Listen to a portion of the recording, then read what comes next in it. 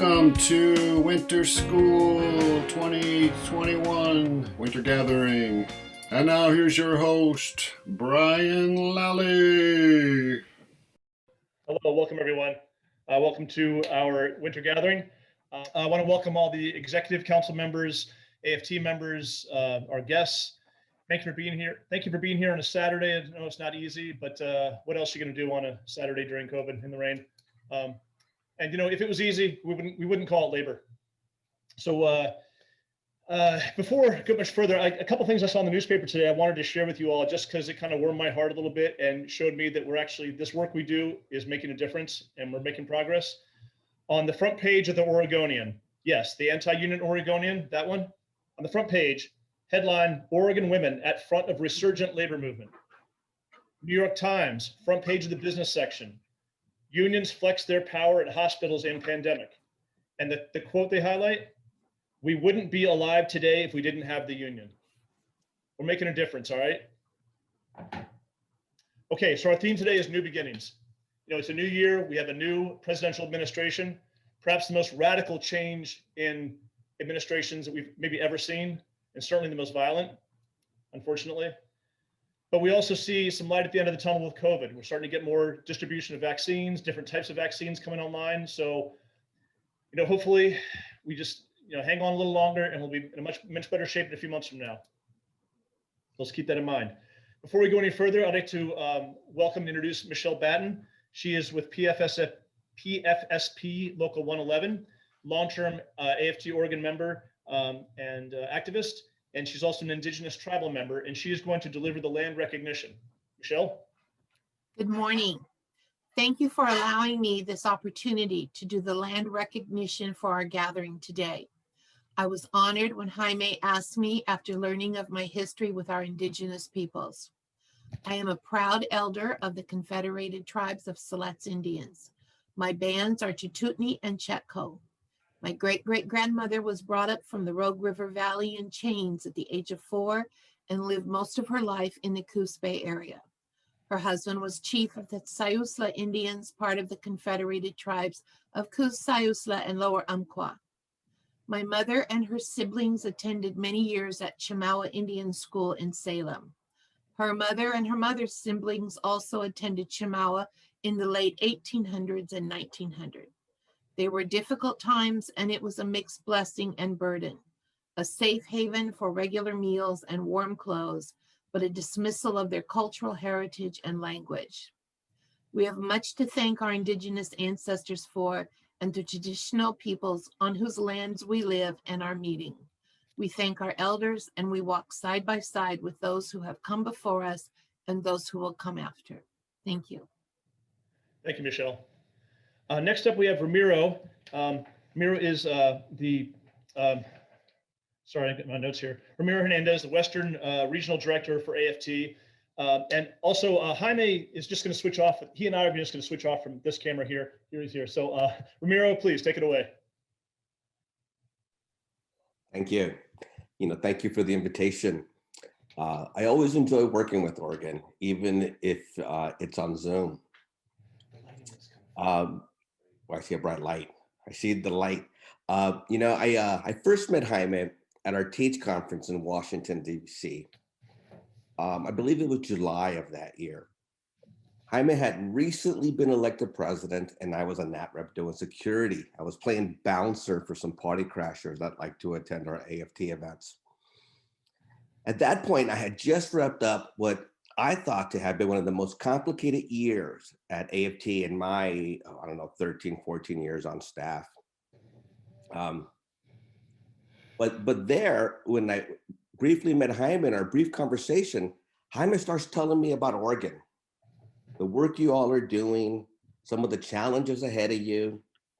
And, you know, Jaime invites me to come up and visit. I mean, we had just met, we were in the hallway, and he invites me to come and visit. You know, but as you all know, as NAT reps, we don't get to decide where we want to work. We go where we are assigned. Well, Jaime also left me with some parting words that day. Something along the lines that it's time to step up. And if it's not us, who? You know, we said goodbye. We'll catch up, and during the conference, and that was that. A short time later, in August, I believe, I was bamboozled. I mean, I was offered the regional director position at AFT. At first, I turned it down. I was happy being a Nat rep. But as I started talking, to friends, colleagues, and other folks, and also reflecting on my conversation with Jaime, if not us, who, I decided to accept the position as the regional director. So Jaime and I think Jaime has maybe a month, in his role than I do. So we were both, starting out, had been around a long time, but both starting out in these new roles. Well, as regional director, I have much more flexibility. And one of the places that I go almost, immediately is Oregon. I go to Oregon to meet with Jaime, because down deep, I wanted Jaime to be proud of me. I stepped up, I listened to him, I stepped up, our conversation mattered. And again, I was ready to work with Oregon and help Oregon in any way I could. Well, we met at a restaurant right around the corner from the office. We casually talked about work, we talked about the future, we talked about what we wanted to do and the roles we were in. We were both fairly new at that time. And boy, Jaime, little did we know what was ahead of us. During Jaime's presidency, we've seen the continued killing of unarmed Black men. Something not new in this country, but this time the anger was different. It was a breaking point. We saw a candidate for president look Jaime and me in the eye and call us rapists and killers. I watched that same person look to my daughter and say it's okay for men to reach down and grab her. And then again, we see this person, now as president of the United States, reach down to the ugliest parts of people and call them good in Charlottesville.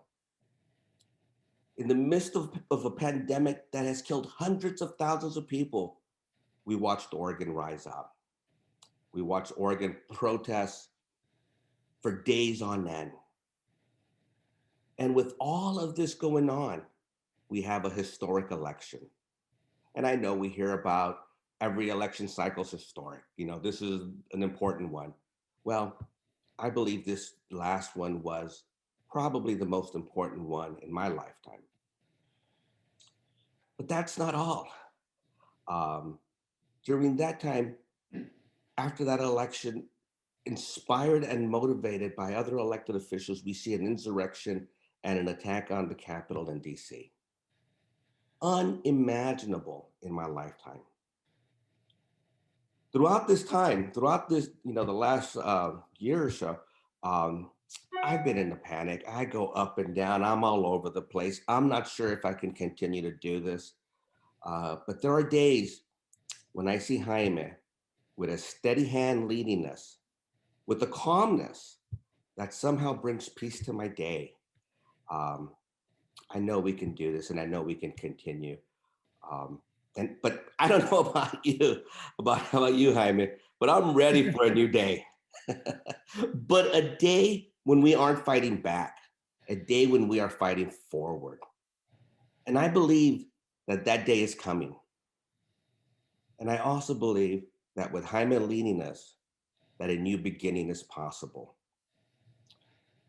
I can go on and on about what's happened in this country during Jaime's presidency, but I won't. I won't do that at this point. I'll just invite my friend Jaime to take the floor, the person that basically told me to shut up and step up. So here you go, my friend Jaime Rodriguez. Thank you, Ramiro, for that nice introduction. And you're so right in so many ways. I remain humble and honored to be your state federation president. And Ramiro, thank you for taking the job. I've leaned on him just as much as he's leaned on me. And we joke. I still remember that conversation, that brief conversation back at AFT Teach 2019, when I was just weeks into my presidency. And then who knows that a few weeks later, you'd be my supervisor here on the Western region side for AFT. But we always joke that he tells me, because I don't know what I'm doing sometimes, Jaime, Don't worry about it. Neither one of us know what we're doing, so we can go forward. And if we make mistakes, we'll correct them. We'll apologize. We'll account for it, but we move forward. So thank you, Ramiro, for those kind words and always being there when I need to pick up. You know, it goes both ways, Ramiro. And I appreciate your steadfast leadership to being there and picking up the phone, and even when you can't, and you're in a meeting, Jaime, I'll call you back after I'm done. And like 30 seconds later, when that meeting's done, he's on board calling me back to answer my issue. So welcome and good morning, everybody, to a virtual winter gathering as opposed to winter school. Thank you for the guest, Ramiro, Senator Lieber, the Columbia Public Affairs crew.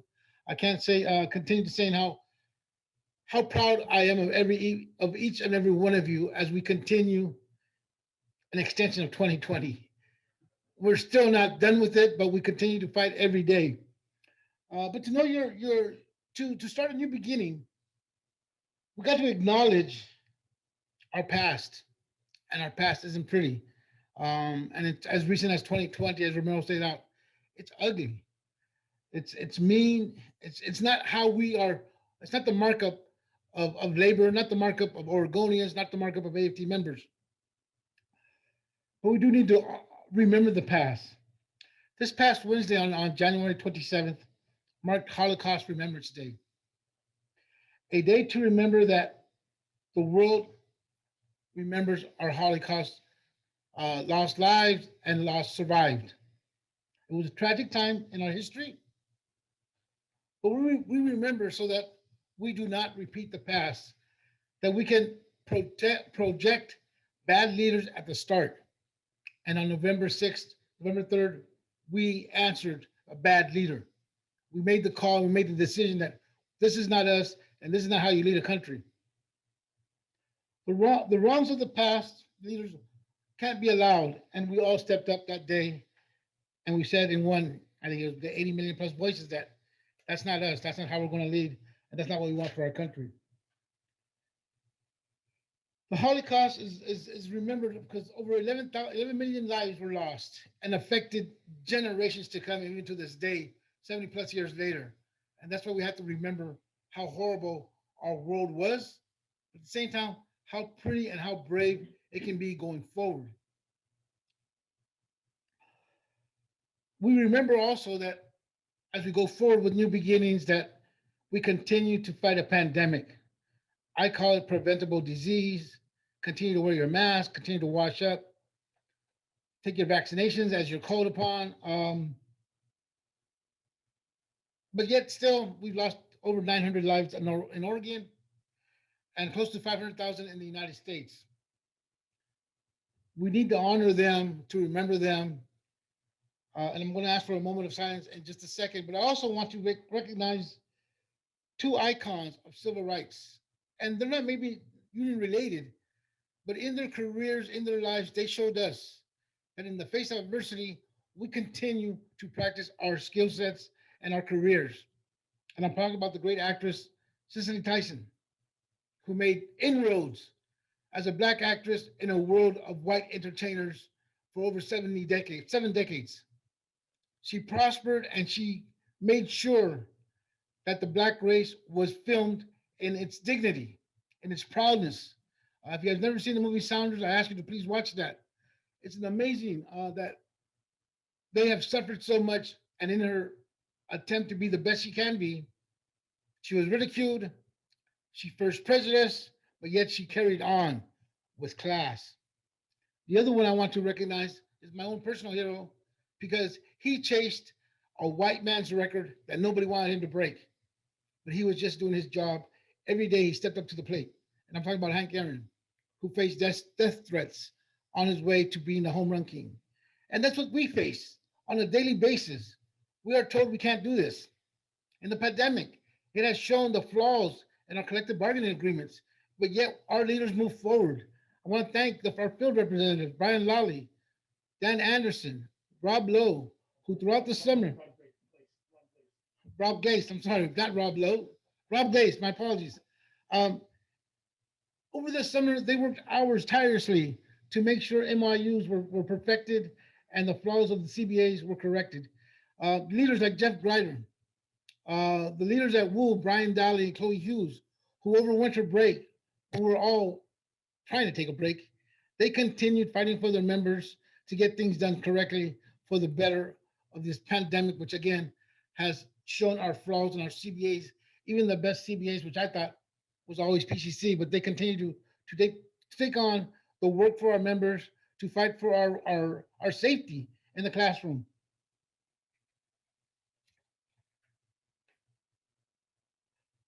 COVID-19 has allowed us to engage in a greater sense with Zoom meetings.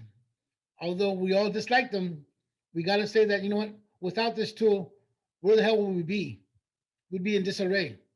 We'd be in chaos, which not to say we're not, but at least through engagement and through Zoom, the tools of today, although I have my glitches, 3 different computers and I couldn't get on, does not mean that we don't continue engaging our members with today's technology. We have to embrace that as part of the new beginnings. Because with those technologies, we engage our members, we keep them informed, and what our past president failed to do is allow for transparency.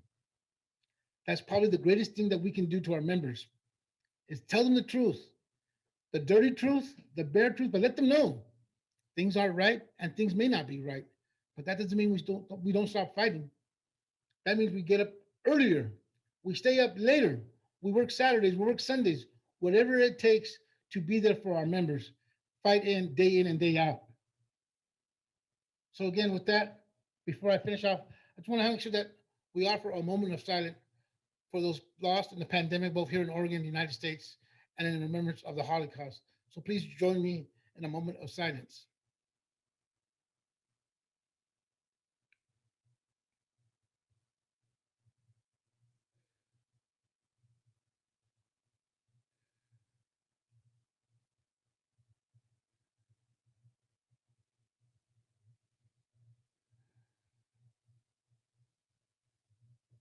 Thank you for that moment. So what happens now as we enter 2021? Obviously, we're going to remember the past so that we don't repeat the past. But with new beginnings, a new administration, we're going to speak about that today. It's time to really gear up and be prepared. 2021 is going to get brighter day by day. I feel it, I sense it. And I don't know about you all, but on Inauguration Day, I got nauseated, a little lightheaded. It was the freshness of a new administration that welcomes pandemic crisis, who has answers to our pandemic crisis, who respects every single buddy, no matter where you live, where you came from, how you look, how you respect religion and your own faith. He is going to be a president for everybody, and we can't say enough about that. But there's work to be done. I want to say real quickly about our hardship funds. If the one thing I've done and continuing to do is support our members through local hardship funds. It was an idea that sprouted last spring, took hold over the summer, and we now have 12 of 22 locals who offer hardship funds to their members in distress.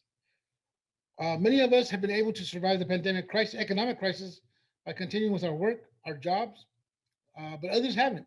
They've had reduced hours, they've been laid off. But the hardship funds at each local, we've already distributed over about $20,000 at 25% match to, again, 12 of 22 locals. It brings me to heart that we're listening to our members.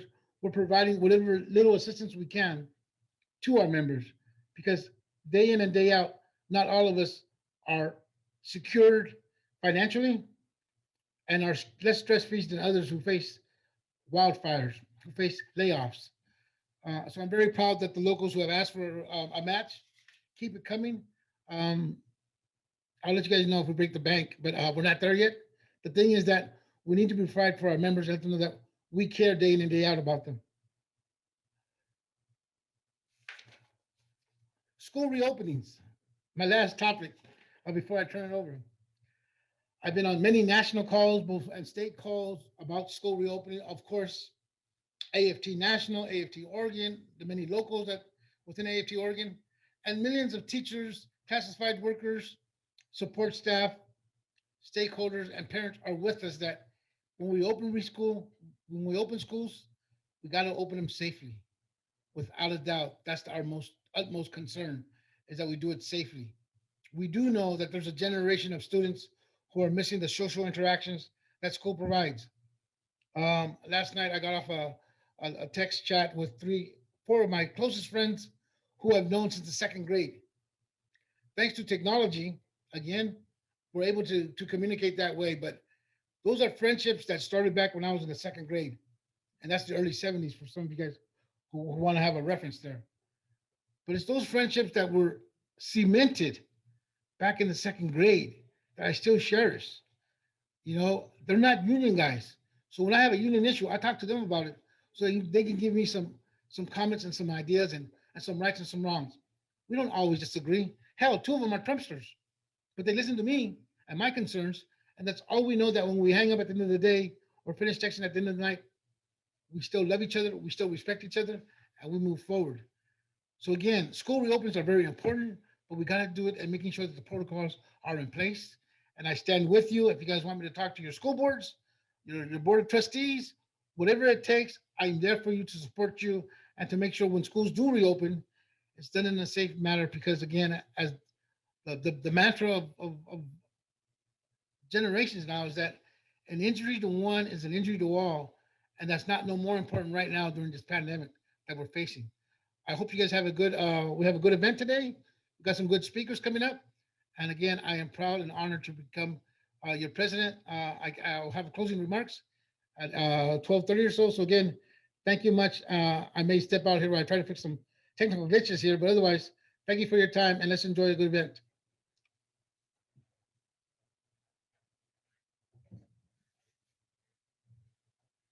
All right, thank you, Jaime. All right, next we're going to introduce the staff here at AFT, and I believe Will has a kind of a slideshow to put some faces with names. So, and look at that. Oh, where'd he go? There I am. How about that? So that's me, Bryan Lally, field rep here. I represent the folks here. You see Portland Community College, Western Oregon University, Lane Community College, Portland State, both the adjunct faculty and the grad assistants. The faculty at Western States Chiropractic College, Eastern Oregon University. So I'm very happy and proud to work with those folks. And I come from AFSCME. I worked there for several years. Next up, Dane Anderson, giving us his very best look at management, saying, did you really just say that? So Dan has a number of assignments around the state as well, including Oregon State, a couple community colleges, et cetera. Also, just real quick on him, he's also an instructor teaching political science. He worked with the Graduate Employees Union. His go-to karaoke song apparently is "Son of a Bitch" by Nathaniel Rateliff. So hopefully someday we can hear him perform that number. And next up, Rob Glace. Rob comes from AFSCME. He and I used to work there together actually for many years. He was the research specialist there. And he's also a drummer in a promising local band. So good to work with him as well. And you see he's got some local groups here, Hillsborough, Classified, and teachers unions, et cetera, Blue Mountain. So there's Rob. Next to Mayra Vasquez Garcia, our organizer extraordinaire. She was project staff with us for a number of years, but she's now an employee officially at AFT-Oregon. It's great to have her aboard. Does fantastic work with organizing and also strategic planning with locals, and has formed some real great relationships that have helped us do a lot of really good work. So great having her as a coworker. Next, Mary Lou White, who comes to us from SEIU. She's the newest addition to our organizing team. She's been working with our MOI participants and help plan and organizing drives, et cetera. And obviously this work is so much more difficult in COVID, but she's been doing some great work with us, and it's just great to have her with us. We're really lucky to have her. Next up, Sarah Seavey. She's our financial operations person. She handles the money and provides support for locals. I think all of us at some point have relied on her tireless patience to help us with per caps, other financial issues, and just kind of getting through how things work from the financial perspective of things. So thank you, Sarah. Karen Bartholomew, our office manager. She's a former longtime rep. In fact, I took over a couple of the assignments she used to have. And she does things like handle the logistics for this winter gathering we're doing right now, as well as conventions, a winter school, all those things, in addition to keeping the office running. So thank you, Karen. Then Will Mahoney Watson, our communications and data specialist. Will has a long history as a part-time instructor at Portland Community College. I think part-time, maybe it was full-time, but anyway, an instructor there. And now it's great to have him here, keeping our tech side going. Because I know in my experience, a lot of unions are really weak in the tech aspect of the work we do and technical support, and so it's great to have him and keep things going here. So thank you, Will. Next up, Jess Foster. So she's an organizer, but to call her an organizer is kind of an understatement. She's more of a force of nature.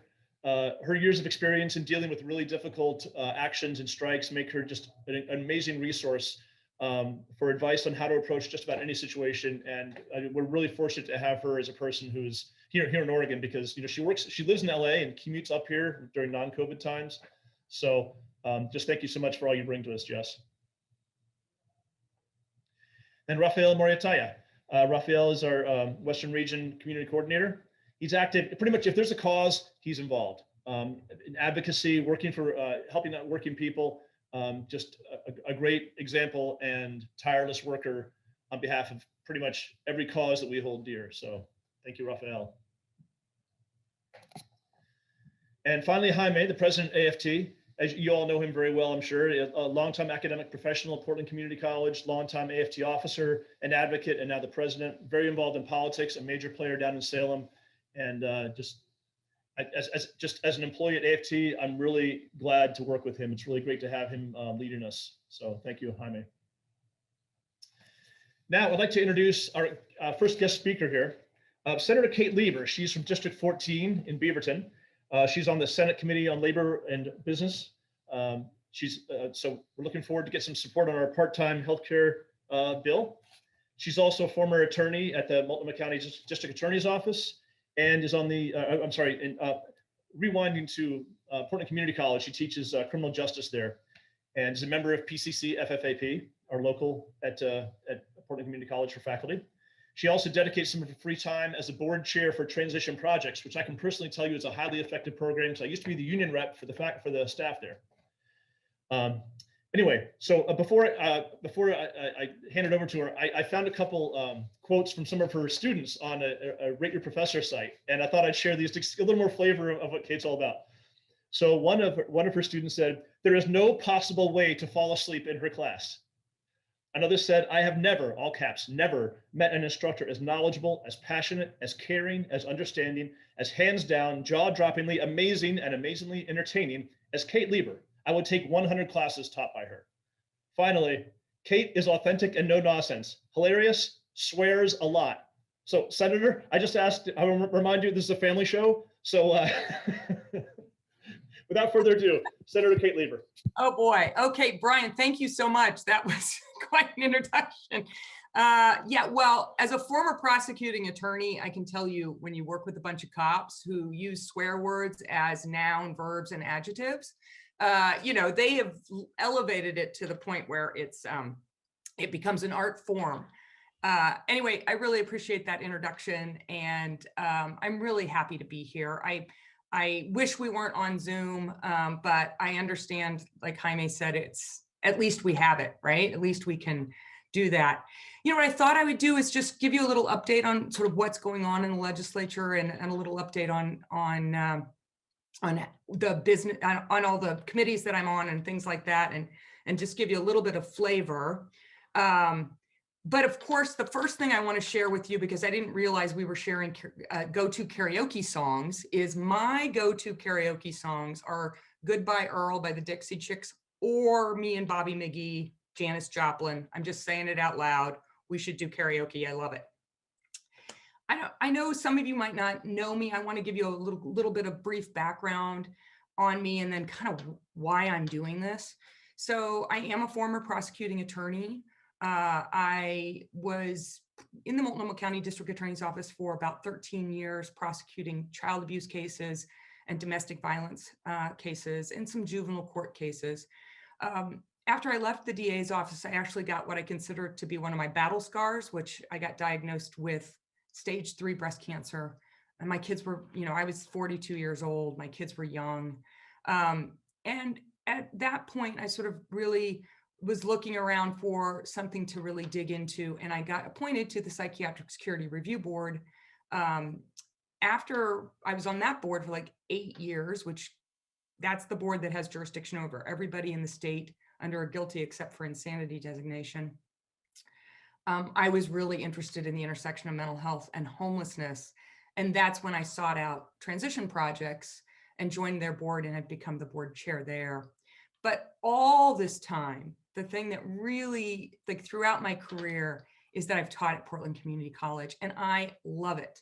I love the kids there. I love the faculty, and I'm a proud member of AFT-227, and I am proud to have the union fighting for part-time faculty.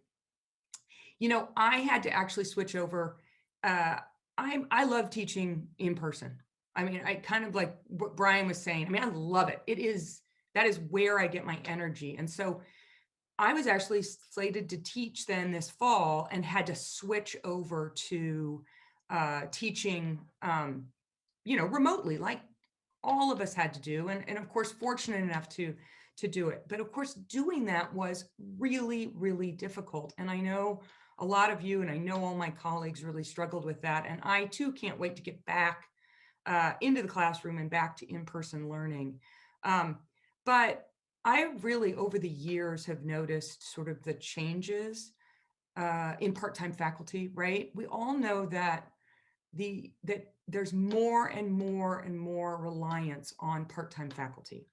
We all know that the children, the kids, the young adults, the older adults that we teach are struggling with more, more poverty, more debt, more difficulties in their home life.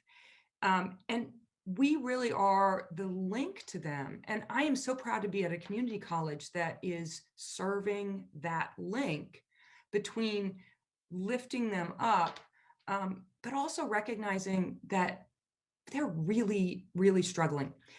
In fact, I do this I'm a little bit of a rebel in my own, like tiny little rebel.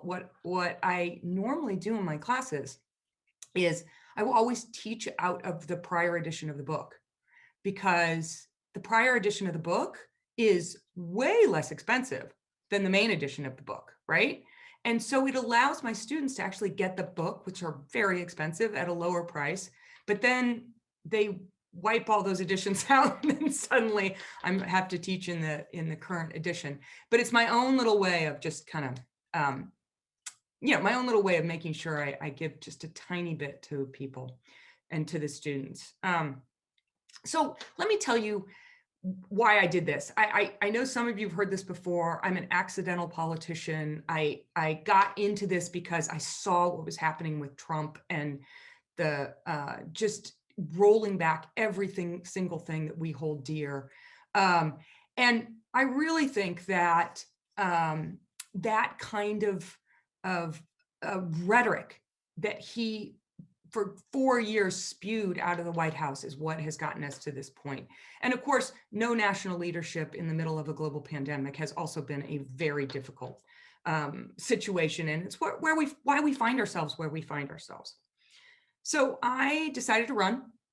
I threw my name in the hat, my hat into the ring, I should say. And that was before we had any idea that it'd be a global pandemic. Right after, in fact, I got the endorsement from AFT, literally the whole place shut down, right? Remember that in March, it shut down. We had to transition our campaign from, I was knocking on doors, so you had to transition from knocking on doors to calling people. And then we ran through that thinking, well, maybe by the time November rolls around, we're going to be able to be back and knocking on doors and talking to people. Of course, that didn't happen. But I really realized that it's more important than ever that we have people in our state legislatures who bring what's happening on the ground to up and elevate it to the state. So I have now been thrown into sort of being a first term legislator in the middle of this crazy, strange time. And if it wasn't strange enough to have a pandemic, right? If it wasn't strange enough that we were all sort of lucky enough, like to work from home, and the legislators are too, it really is just this this crazy entrance into a legislative like agendas and legislating that is built on personal relationships. And so I've really tried to build these personal relationships with my colleagues in a way that is, you know, odd, right, in the Zoom platform. Well, I was going along thinking everything was sort of, you know, it is what it is. I'm developing relationships and going along. And then, of course, November 3rd hits, and it's magic, right? It's magic that November 3rd hit. But when January 6th hit, and we had that insurrection at the Capitol, it changed the entire flavor, even the crazy flavor that was of the state Capitol.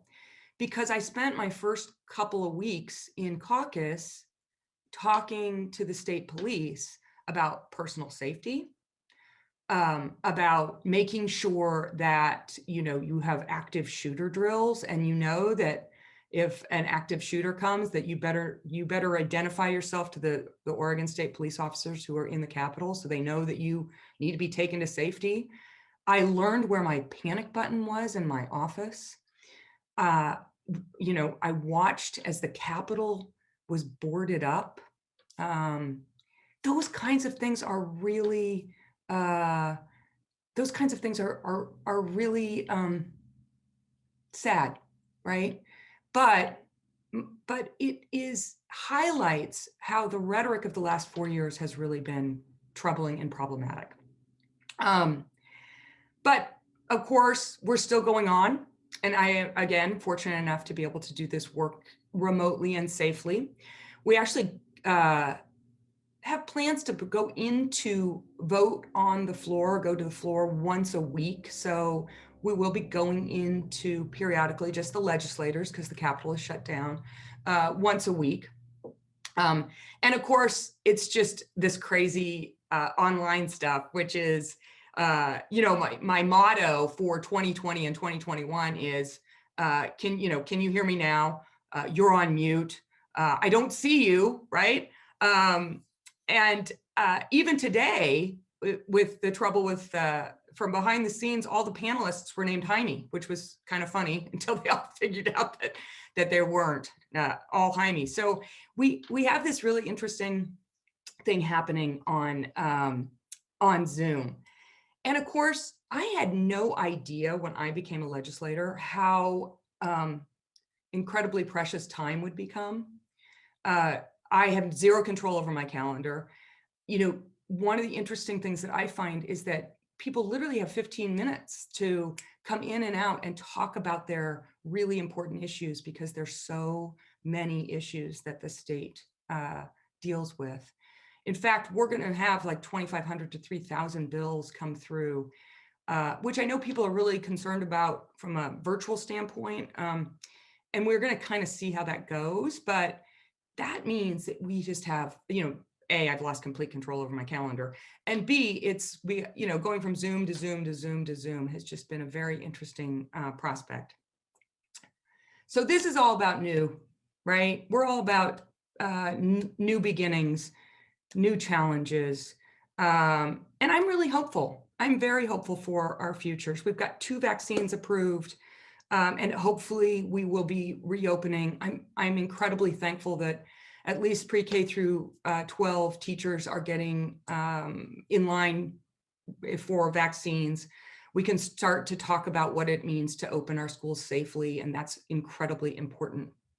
And we need to be able to weather this pandemic. Not only do we have a safety issue with what's happening with the pandemic, we've got an economic issue.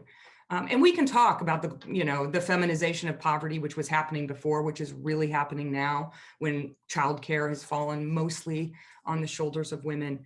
But we've got to look to the future. So I enter in and have a very interesting, so how it works is this, I'll just tell you how it works. So the Senate president in the Senate decides what committees that you're going to be on.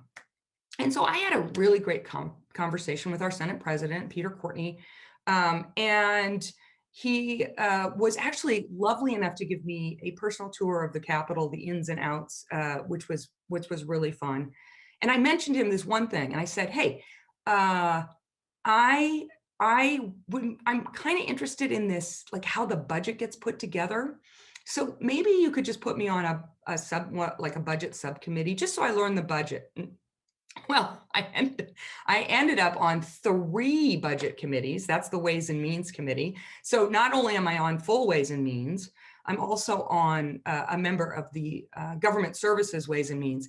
And I was fortunate enough to be given the gavel for the Joint Ways and Means on Human Services, which actually is the Ways and Means that has most of the money in the budget run through it. And we're talking billions and billions of dollars. It's a lot of Medicaid match things. So I am learning a ton. In addition to those 3 committees, I'm also on the Labor and Business Committee, which I was super excited about getting on that committee. And I'm on the Policy Committee for Human Services, Mental Health, and Recovery. I love that they have put all those together, because oftentimes we have siloed sort of mental health away from recovery, away from sort of looking at the holistic person.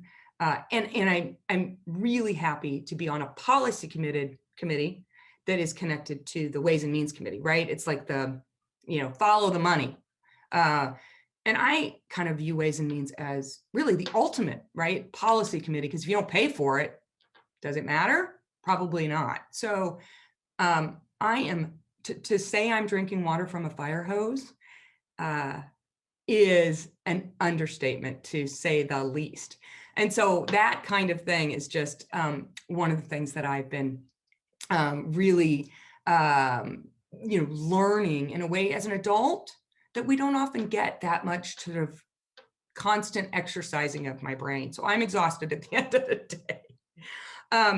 But what I wanted to highlight too, a few things and bills that I'm working on, and I'll probably just get a time check here from somebody to let me know how much more time I have. But of course, one of the bills that I am very excited to champion is the part-time faculty healthcare bill. It is dear to my heart. It is something that is incredibly important to me. And I hope that I can lend my voice in a way that is impactful, because I've seen it. I've been there. In fact, I'll tell you this story. You all know that as you when I was teaching in the classroom, we'd always have the teacher come in behind us, the next instructor, and I was always following this one class by this one instructor, and he had a suitcase with him. He always had a suitcase on wheels, the kind you'd see by an airline stewardess and everything. And finally, I was like, "What? Hey, what's with the suitcase?" Right? I asked him. I said, "What's?" And he said, "I travel from campus to campus to campus, teaching part-time in order for me to actually get full-time, but I'm part-time everywhere and full-time nowhere." And that's what's happening with our part-time faculty. And that's why it's really important to me to make sure that we get this bill through. I know Taylor can talk to you more about the specifics of it, but this is a bill that's been introduced since 2009. And I think that it is one of the most important things that we do. Other things that I'm really interested in, and just really quickly, I am only the second LGBTQIA state senator and the first openly gay state senator, which is going to have huge impacts. So I am championing the LGBTQ panic defense, where we are making sure that we don't allow people to use the panic defense to lessen their culpability in actually murder cases. I am championing the implementation of a LGBTQ student success plan to make sure that our students that are LGBTQ, make sure that we understand that they need supports throughout their both middle and high school years. I'm interested in removing barriers to housing, interested in lowering recidivism rates. I'm interested in making sure that we have mental health and that we're funding mental health at a rate that is, I think, the key to unraveling a whole bunch of things. So I'm going to leave it there.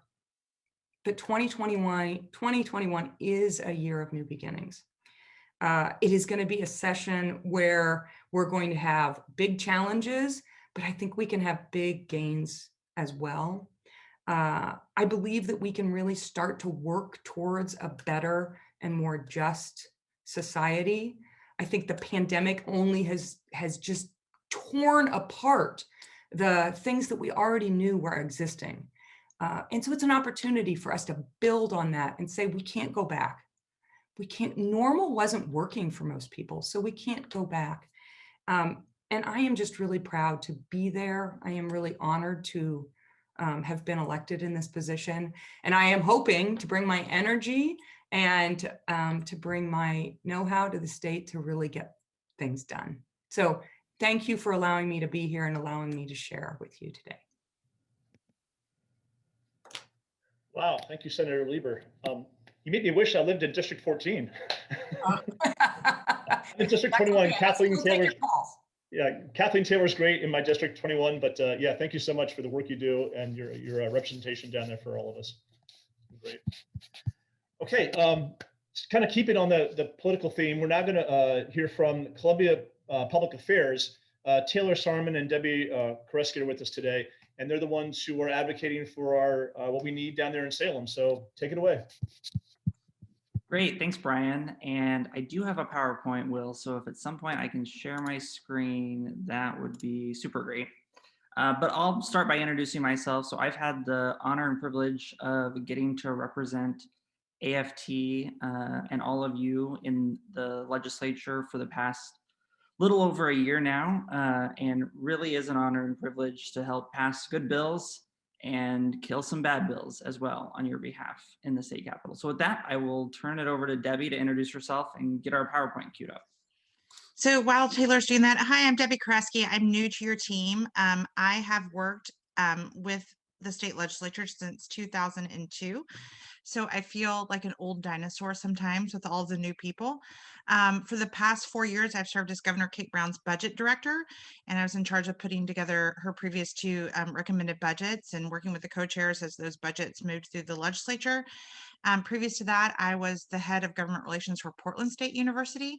And so I am very familiar with the issues in front of AFT and worked very hard for those 5 years on the part-time faculty benefit bill, which is so sad that it's still in the mix and still hasn't moved forward.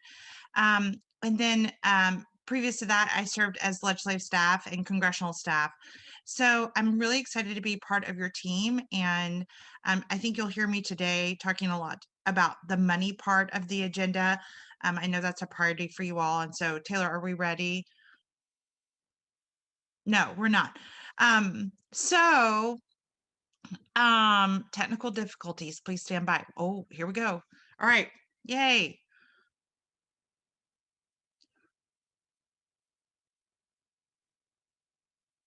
So Taylor, you're on mute. You can see the slideshow, Debbie. I can see the slideshow. Okay, perfect. So I'll just Taylor, go ahead. Oh, yeah, this is fine. I'll just dive in and give you all a little bit of context for what we're going, or what we're currently already in with the 2021 legislature. So, as the slide says, there has been a little bit of shuffling in terms of Democratic control, and Republicans were able to pick up a couple of seats, or just one seat, actually, a net seat in the legislature. So that's changing the dynamics a little bit, but not too much, because Democrats still do continue to have pretty hefty majorities and are still able to move forward with their agenda. I will say, we're very lucky to have Senator Lieber advocating in the Oregon Senate. The dynamics of the Senate have also changed a little bit in that Republicans have picked up a coastal seat, but did lose a Salem area seat, really for a pretty net neutral Senate makeup.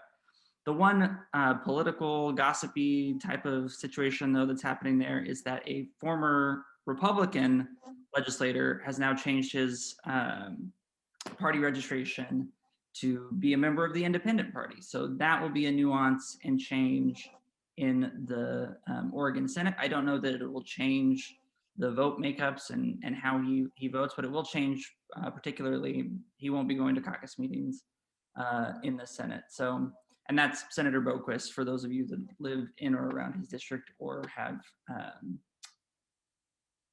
read news stories about him as well, I think. So oh, go ahead.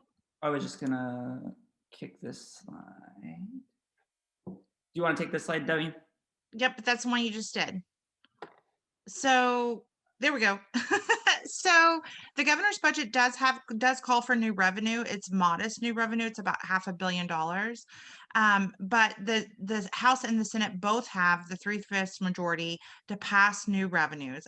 It is unlikely at this point, this early in session, the Democrats are not talking about a significant new revenue package like you saw in the 2019 session, but it's possible that you would see some, maybe a beer and wine tax, maybe what's called the pass-through revenues, maybe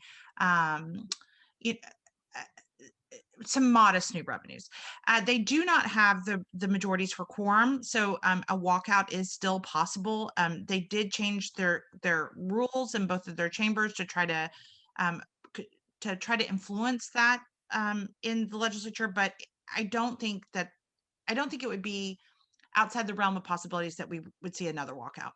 Another dynamic that's really different in the legislature from 100 years ago when I started working as staff is that there's a large and growing BIPOC caucus, and that will be really important this session, as both the majorities have said that they will take on issues of racial justice. The governor's formed the Racial Justice Council, and then that includes police reform, that includes funding options, all different types of things.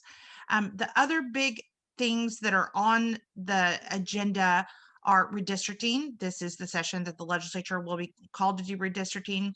I think the gossip right now about redistricting is, don't be surprised if that ends up with the Secretary of State and then ultimately in the courts, that the legislature may not be able to do it this time. And that's largely because Donald Trump messed around with our census and said he didn't want to count people of color, and then wanted to use that the only white census, as I refer to it, as a way to draw new congressional seats that would have obviously benefited the Republicans. So that's going to mess up all the states, not just our state. And then the budget is like quicksand right now. It constantly changes. There's another revenue forecast coming out right now. And so there's some in the House and some of the more experienced budget writers that are talking about the possibility, instead of passing Oregon's normal 2-year budget, to just pass a 1-year budget to try to deal with that dynamic that it's constantly changing. Their information is constantly changing. The other things that are happening is that right now the federal government's paying for a significant portion of our COVID strategies. Hopefully they'll continue to do that. If they don't, the state will have to pick that up.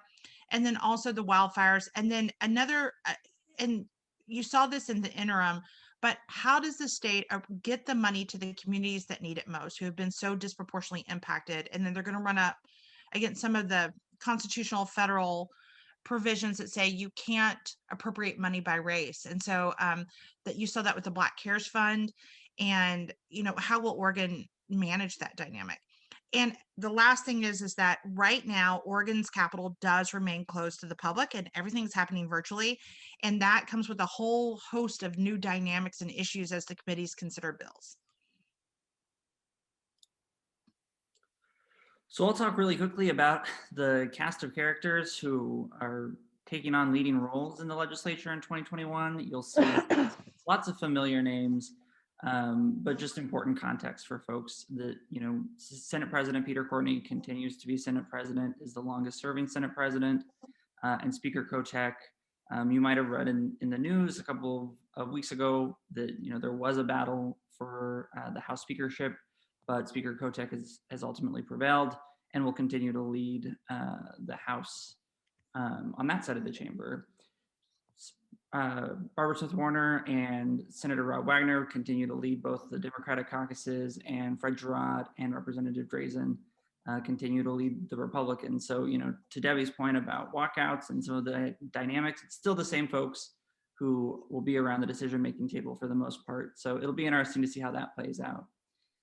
And then as well, we continue to have tri-chairs who are leading the budget work in the legislature, with Representative Rayfield out of Corvallis and Senator Steiner Hayward in the Beaverton, Portland area, and Senator Betsy Johnson in the coast. And so, you know, it'll be really important for us to continue work with those three folks as we work on our part-time faculty health bill and also higher ed funding as well. And then there is a small change up from, you know, what we were used to previously with education policy chairs. So Tressa Alonso Leon, the state representative from the Woodburn area, is now the chair of the House Education Policy Committee, and Senator Michael Dimbro is now chairing the Senate Education Committee. So we're really lucky to have advocates, strong advocates for education and labor as well in both of those roles. And then our champion for part-time faculty healthcare on the House side, Representative McLean, continues to chair the the Joint Ways and Means Committee Education Subcommittee, and Senator Frederick as well is the other co-chair on the Senate side for that committee. So we're really lucky for the most part. We've got strong advocates in most of these roles and great relationships that we're looking forward to using in 2021. I will say to Debbie's earlier foreshadowing about the virtual session, it certainly is creating uncertainty. Senator Lieber, you know, she talked about only coming to the floor once a week or maybe once every other week. And that's important context because it certainly slows down the nature of the legislature and the ability for them to introduce bills and queue up issues as well. So we'll continue to, you know, keep doing this virtually, but it is going to significantly slow down the process and something for us all to be aware of. So the next three slides, we're going to kind of go through those quickly. And if you want to put your questions in the chat about the budget, I'm happy to respond to those. I know I saw Ted's question, and Ted, I'll respond to that in the chat when we switch off these three slides and Taylor does the next three slides. So, and I live and breathe and die the budget all the time. And so if I say things that you're like, what is she talking about? Just put it in the chat and I'll come back to it. I'll say, oh yeah, gosh, I said something that, you know, of course I shouldn't have used that acronym. So the thing that made the governor's budget possible is that the revenue forecast that they got in November was stable from September. The problem that they had before was that there was approximately a $2 billion swing from February to May and then from May to September. And so that massive uncertainty kind of, to go to Ted's question that's in the chat, you just don't know. We don't know what February, the next revenue forecast is going to come out February 24th, and the legislature will get another one in May. And you just don't know what's going to happen. The other big unknown that's going to happen for them is that the Congress very likely could take additional action that would provide additional aid, direct aid to the states, which is what happened in the first CARES package, but not the second CARES package.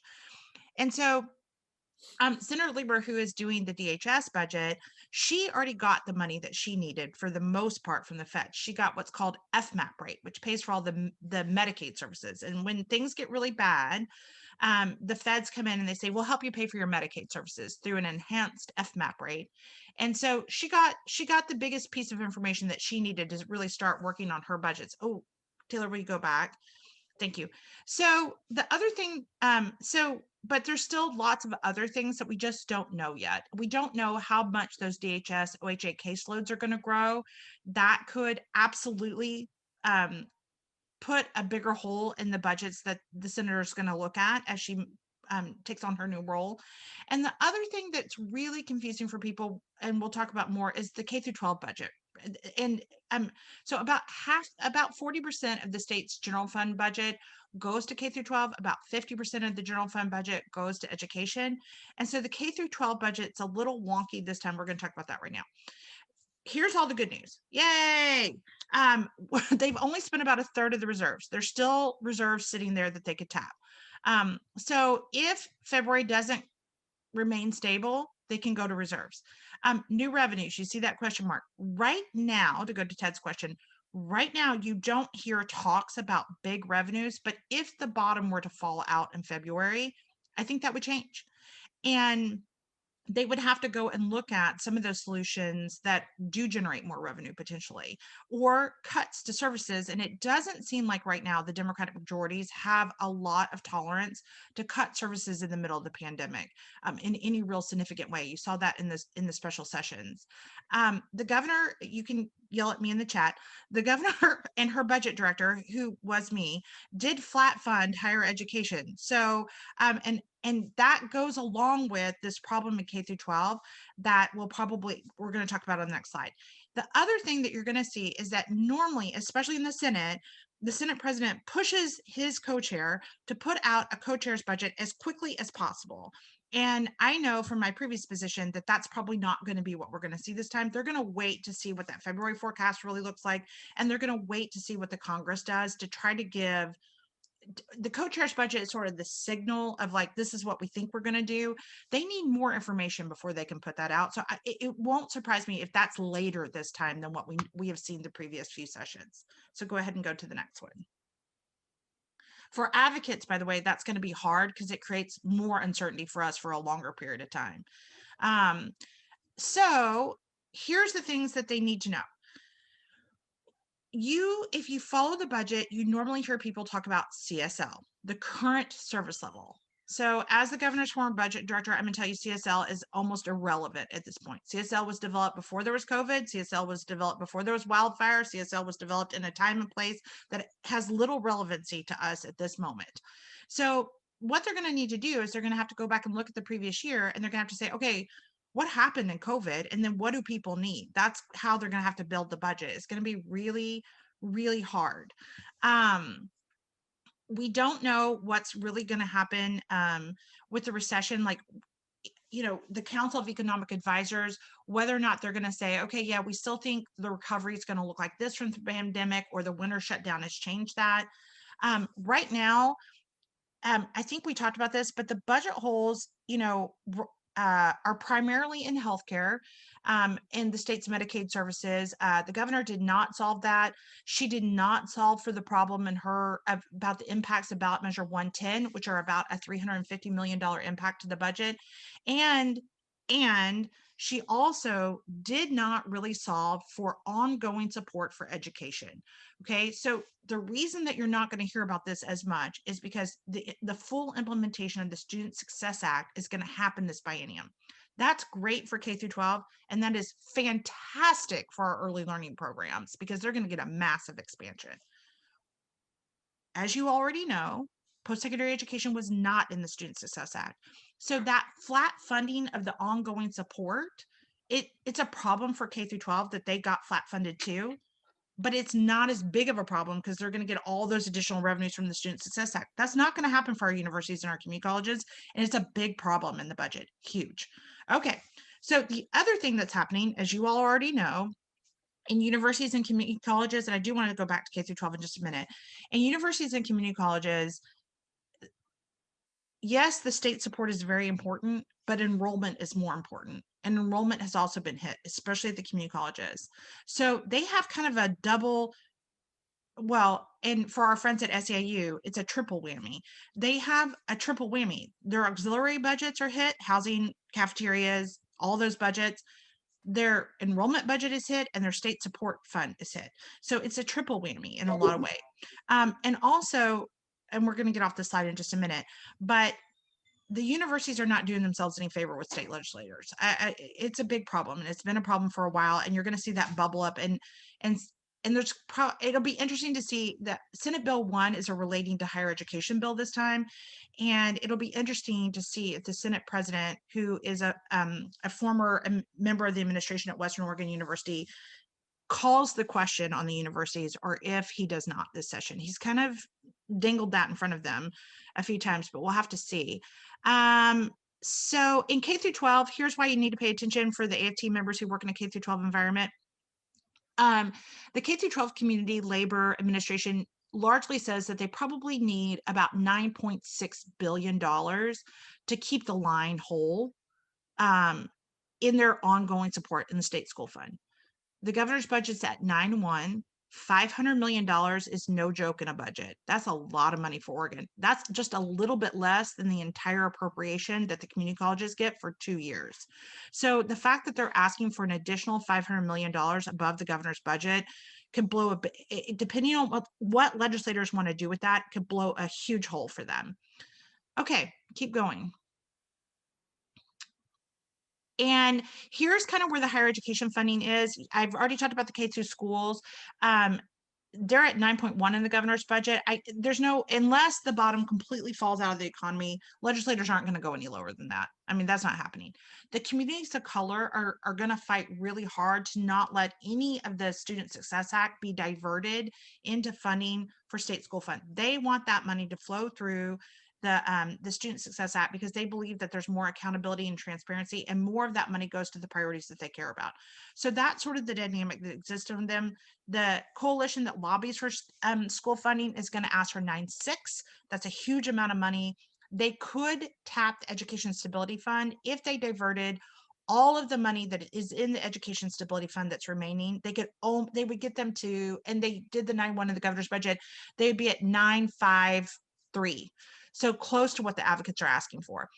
In the universities and community colleges, the governor left them at those numbers that you see there, 837 and 641, but you can see what their ask are. Their ask are 900 and 700.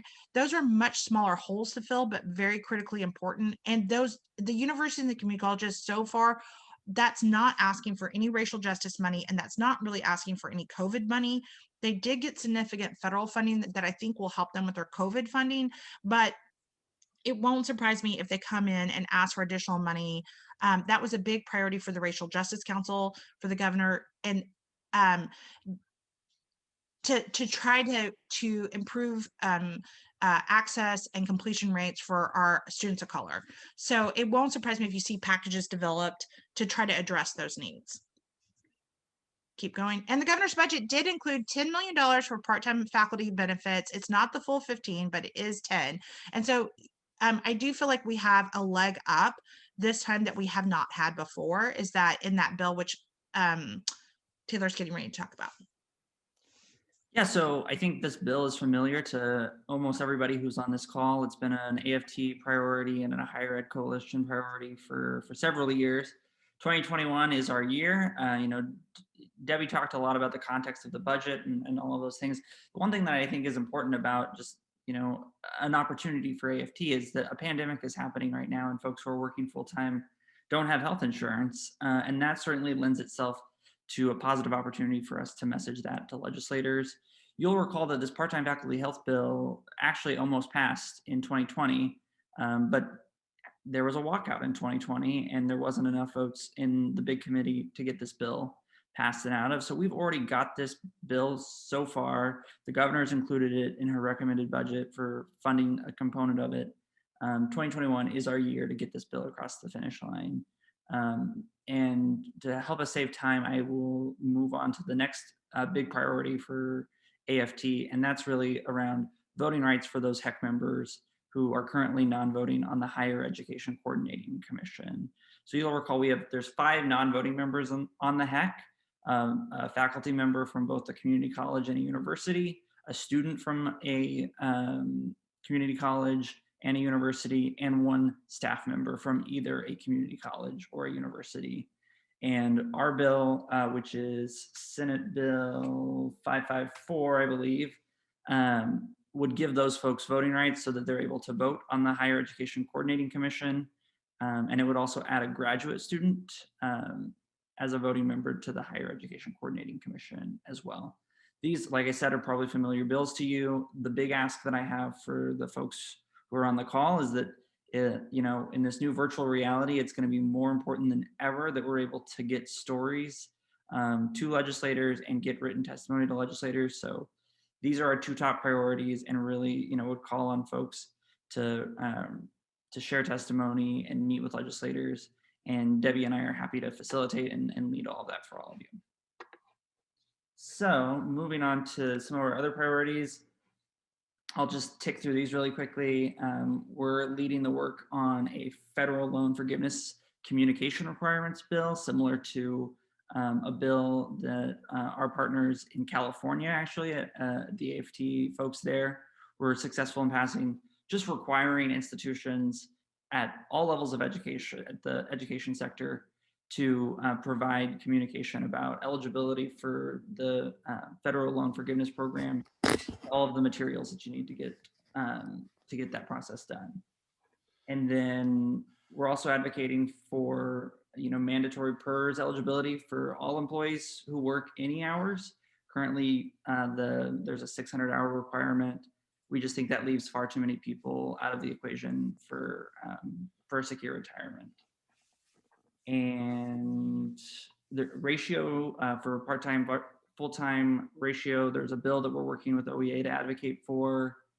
We're part of the coalition on the Student Federal Aid Navigator bill to get some money to help students advocate for themselves at the local campus level.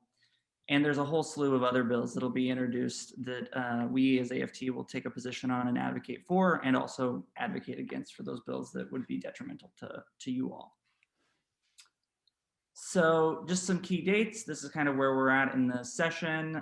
Debbie alluded to the importance of the February 24 revenue forecast. So that's going to be really critical to inform our advocacy work for the rest of the session. Senator Lieber alluded to the thousands and thousands of bills that are going to be introduced. The good news is that after March 19th, we'll have a good sense on which ones are dead and which ones we still need to worry about advocating for and against, because that'll be the time when if the work session is not scheduled, those bills will not be moving forward and cannot be passed in 2021. So and I'll just say the target date for sine die is June 18th. That's when they're hoping to be concluded with all of the legislature's business. The Constitution requires them, I think it's the 21st of June or the 22nd to actually be done. So that's the fast and dirty of what's going on in the 2021 legislative session. I know we're over time, but happy to take questions if there is time for that. Yes, there is time. I'm not sure how you want to go about it. There's a couple in the chat there. There's a few comments there, questions. Let me close out of here. Debbie, can you see the chat? I am typing as fast as I can to the questions in the chat, but I'm answering them. If I'm answering them too comprehensively, be like, that's too much, and I'll stop. But I just responded to one, and then I'm on to the second question that's there. If someone could tell me what the second question is, maybe I can start leading that. I haven't had it open because my screen's been shared. Okay, well, there was one question about, can you talk a bit more about the source of animosity towards universities? I'm not sure if that's the one that Debbie is answering. I am answering that, but I'm happy to talk about it. Let's do that. So I think first and foremost, there is, and is the good senator still on the line? There's a little bit of finger pointing going on. They're like, why is the tuition going up so much? And we all know it's a combination of things, but largely the tuition is going up because the legislature is not funding our universities and our community colleges. And so the legislature, of course, does not want to point the finger at themselves to say it's going up because we're not funding them. They're pointing the finger elsewhere. So there is tons of frustrations about why does it cost so much, right? And what is the ROI to students, particularly first generation students and students of color who are taking on significantly more debt than their white counterparts, right? And their counterparts who have parents who have gone to college. So what is their ROI? Do we see those increases after degree completion in income that we see for their white counterparts? And historically, that has been true for students of color, that has been true for first gen students and white students who have parents who are college educated. There's always been disparities in those income levels, but does that continue to be true, especially when we're asking students to take on $50,000, $80,000, $100,000 worth of debt for some students? There is frustration about transfer, for sure. There has been years and years and years, legislators don't always understand the challenges that go along with like common course numbering or just acceptance of credits. And they are frustrated about why can't students take a class at PCC and then automatically PSU just take it and accept it. I think that's probably one of the more seamless pipelines, but we know that, the pipeline maybe between PCC and U of O is not as seamless as that. There is frustration about executive pay and administrative bloat, and for sure they do not like that the presidents make as much money as they make. And so unfortunately their answer to all of these things is just to keep taking money away from them and make the problem worse. And so that's the cycle for me. I've been working on this for so long. That's the cycle that we have to break, is that, yes, acknowledge the frustration, but the answer isn't just to take money away from them. You're actually making it worse. The answer is just to hold them accountable. And to ask hard questions, not defund the students and the faculty who are and the staff that are at the institutions. That's making it worse. And so, and I would say that there's also just a general sense of, and for all of us who have worked in post-secondary education, the community colleges are more nimble and are responsive. The universities are more traditional and slower to change. And there's just a general sense of, this is the same way that we've done things for 150 years. It's not racially equitable. The testing, the institutions are not student ready. They force the students to be institution ready. And just that frustration, you can hear those conversations happening inside the building. I'll just take Ariana's question really quickly. I mean, I think right now, I will, being candid, I think the PERS hour change is going to be a big, heavy lift. And it may take us several sessions to get something like that actually passed. But I mean, of course, obviously, if we change that demarcation on PERS for retirement, we would want to, have that conversation about healthcare as well. Because I think it's central and core to the problem. Folks who are, are working don't have access to healthcare, don't have access to retirement. So. Okay. Thank you. There are a couple more questions. We don't have much time left for this section, but there's a question here. So are OEA the people to talk to about the full-time part-time ratio bill? So we're part of the coalition that's working on that. So if folks have questions or want to be supportive and engage in that, please email us. I'll drop my email in the chat, and we can get you connected with the bill number and all of that information as well. Okay, so that may partially at least answer the question below. How can we get more information about the bill on minimum ratios of full-time and part-time educators?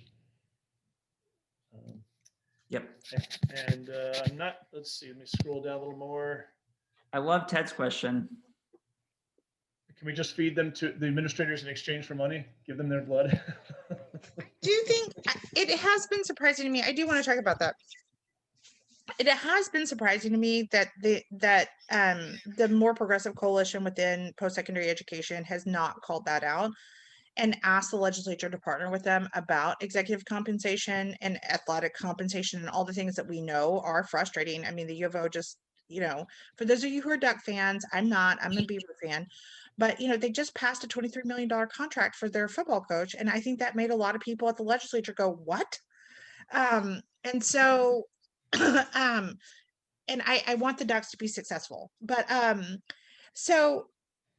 do think that there's opportunities to have those conversations, especially about holding the boards at the universities accountable for executive compensation. And I know that one of the presidents received a bonus this time that made people kind of go, what? It just feels tone deaf, right? It feels completely tone deaf when you look at what's happening to reductions in staffing, reductions in faculty, and what's happening to students. A bonus feels a little tone deaf. And then I see all of Chloe's questions, and Chloe, I would just say to you that maybe you could email me, or we could take that offline about more. I mean, I would love to hear all of your stuff about governance. I will tell you that I don't think that there's a huge appetite in the legislature to talk about higher ed governance again. That was a knockdown, drag out fight. And right now we are prioritizing the HEC voting rights bill. And I think there's an appetite to have that conversation. I will be shocked if that bill doesn't move at this point. Taylor, nod or shake your head in disagreement. But I'm not sure that there's really a huge appetite to have a wholesale conversation about boards and how they're all governed and all of those things again. Although the Senate president may invite that conversation with this Senate Bill 1. And it just remains to be seen about if he's going to keep that conversation very narrow, or if he's going to keep that if he's going to broaden that conversation.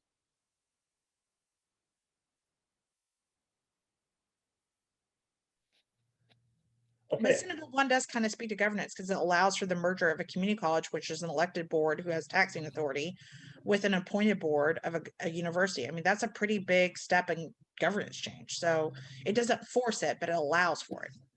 yeah, there's an interesting comment here. It says, I know a lot of grad unions have talked about how transformative it would be if boards of trustees were elected, not appointed. So, Yep. And I think, yeah, I think that especially if you do see out, for those of you who do not know, the only region that has even engaged in a conversation about potentially merging is EOU. And they approached BMCC. BMCC said, we're not really interested at this point, but Treasure Valley does seem to be more open. And that's what's driving Senate Bill 1 is that conversation out in Eastern Oregon.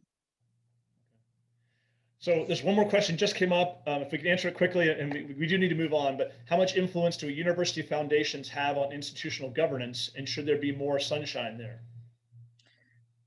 Well, as the governor's former higher education policy advisor, I would say to you that I think the boards of trustees do right now have pretty significant influence from their foundations. You know, each board does have at least 2 members, I would say, that are probably there because of foundational influence. You know, they are big donors to that university. U of O's more heavy on that. OSU's more heavy on that. PSU, I think, has 3 or 4. I'm trying to think in my own head, but I do think that there's lots of opportunities to have questions about how the members are appointed, and especially with the governor's office, because you could have those conversations without ever approaching the legislature. That's all currently under the executive branch's authority. So. And I will say that's going to be a huge priority for Debbie and I as vacancies come open on these boards of trustees, not only just the faculty, student, and staff positions, but larger, the at-large board members. I really do think there's an opportunity for AFT and other partners in labor to put forward good folks who, you know, didn't previously serve on universities' foundation boards. So, you know, I really would love to collaborate with folks. And if there are folks who are interested on this call in serving in that type of role on an institutional governing board, would love to connect with you and talk about that process. All right. Well, thank you both, Debbie and Taylor, for the great information and your offers to help work with us to really start solving some of these issues. Right. So thank you. This video shows that there's alternative ways in which we can hopefully get the local agencies involved with police funding, a way that there's alternative ways in handling situations before they get out of hand, and unfortunately that law enforcement shoot first and ask questions later. That is from the Wild Wild West days, and we're in 2021. Even way back then, we need to be more careful in how we handle situations that involve law enforcement. And obviously the good cahoots people down in Eugene have found a way, and for 30 plus years, doing it a sensible, peaceful way of making sure that those with any type of issues can be accommodated in a way that's fair, that's equitable, and first of all, safely. With that said, I want to say thank you guys all as I close out the remarks. I want to make sure that you guys all know that the scholarship applications are due today, January 30th. But at yesterday's executive council meeting, we approved an extension to February 10th, and I'm going to move it to go to February 14th. So the new deadline for scholarship applications and awards is February 14th. I think it's a Sunday. Haven't checked my calendar, but February 14th is the new day. I want to do a shout out to the executive council, actually our officers, Jeff Greider, Melody Hansen, Sean Kane, Kaylee Peterman, our VPs at large, Ira Herbs, Anastasia Hernandez Vasquez, Ellen Kress, Hazel Daniels, Anna St. Lorenz, Chloe Hughes, Ariana Jacobson, Deanna Timmerman, Edward Davis, our newest member, and Ted Cooper. Thank you guys for your hard work. I do want to say that the call for convention has been sent out. Please get your delegate list in. We have time, but Let us know if you have any issues with that. We are working with we hope to work with um, a um, a software company here in Portland called Bullet Point to get the clarity on the elections, the resolutions, and the finer details of what goes on a convention. Always thankful for having Karen Bartholomew and Sarah Seavey on board, and obviously a big thanks to the development of this event. Disclaimer: no lives or animals were hurt. Thank you, Will. Thank you, Brian, for your MC, and Karen for helping to get this whole thing going. Does anybody have any announcements out there they wish to share?